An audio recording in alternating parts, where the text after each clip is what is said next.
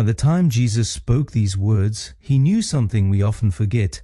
Most people do not live without meaning, they live with unexamined meaning. Welcome to the Sebcast, home of the #1 network for your life. Here we turn our beloved stories on their heads, look at what history may have overlooked, and discover together how Jesus invites us into a bigger story right where we live, work, and play. They are busy. They build, they manage, but they seldom stop to ask, where is my life actually heading? That is why Jesus did not start with money. He began with order.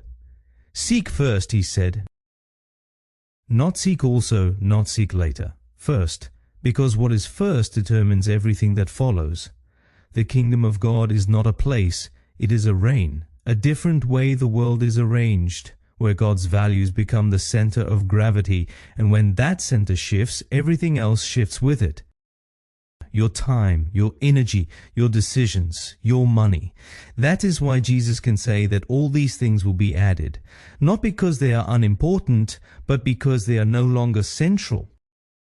The big question of this whole series was never, what should I do with my money?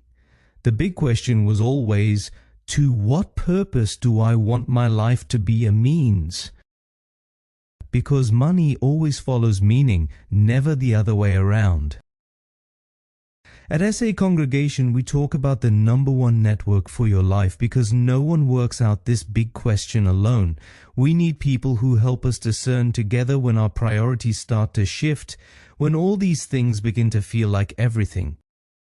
The danger is not that you live for yourself, the danger is that you do it unconsciously.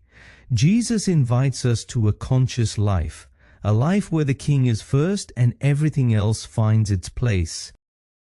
When you answer that big question, something deep inside you begins to reorder. You chase less, you fear less, you hold on to less.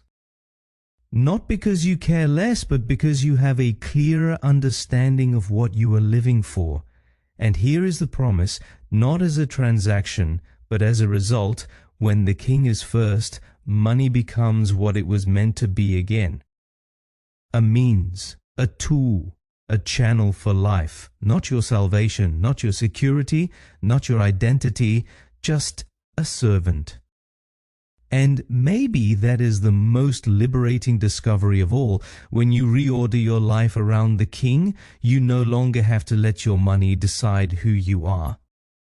SA Congregation is a purpose greater than each of us in this country, a purpose that will still make an eternal difference long after us because of us. Until next week, take care.